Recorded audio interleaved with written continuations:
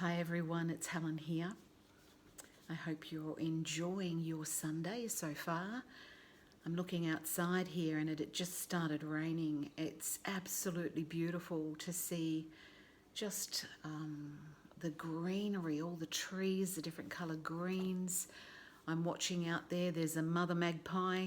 She's trying to educate her baby magpie on how to hunt and how to look for food and things.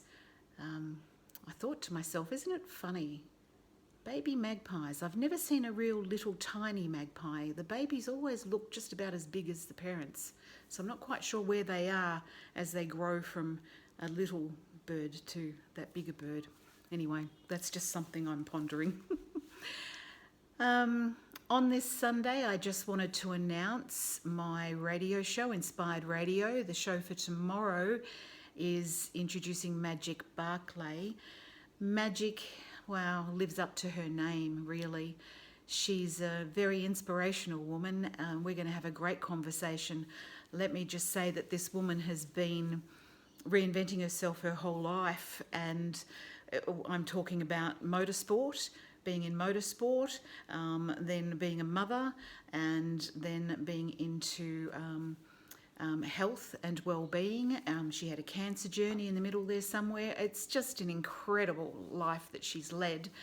So please join in 4:00 on Monday, Melbourne time, for Inspired Radio and the interview I have with Magic Barclay.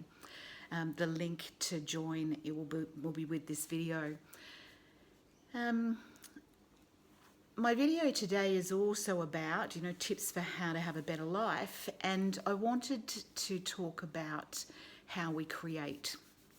And I just wrote a few little notes down here about just an example of something I created just to show you, because everybody out there is kind of looking for how to manifest. How do we manifest? How do we create a better life? What are the steps involved? Where does it start? There's so many different ideas out there and methods. I've found what works for me, and I only share what I've experienced and what I've learned, and I hope that it just inspires you on your journey, or even little bits of it help you. So do you realise that every time you start something new, there is difficulty in the beginning? I think it's actually one of the I Ching numbers, difficulty in the beginning, because that is life. Whenever you start something new, it's a bit clunky, there's a bit of resistance, it doesn't flow to start off with, and that's natural. That's naturally how things start. Here's why. This is what I've figured out. We are looking at matter. Everything around me here is matter. So matter is the end result of an idea or a thought. So everything starts with an idea or a thought, which is energy. Everything starts with an energy. And when we have an idea or a focus, the more we focus on it, the more energy and attention we give it, we start to create the matter, the reality of it. For example, this piece of paper. We all take paper for granted. But paper started somewhere. Somebody once upon a time had an idea, right? You with me? An idea, a thought. So I wanted to give you my example, which to me I can now see really quite clearly, and it's about my radio show. So it started with, I had an idea or a thought that I wanted to have a platform where people could share their stories. This is what I started with, to have a platform where people could share their stories about change, stories that can be uncomfortable but also inspiring, stories that were not being heard via mainstream as well, right? So step one, I joined a half-day community radio workshop. So I took some action. I just went and did a half-day workshop. Step two, a man from that particular course contacted me and he asked me to join a particular radio station. Step three, I joined the radio station and started some technical training. Step four, I started my live show, Inspired Radio. Step five, after 10 weeks, I was suspended because of the show content. But I celebrated that failure, because this is what people don't understand. Even a failure is a step on the way. It's just telling you that there's something else. That's how I see it.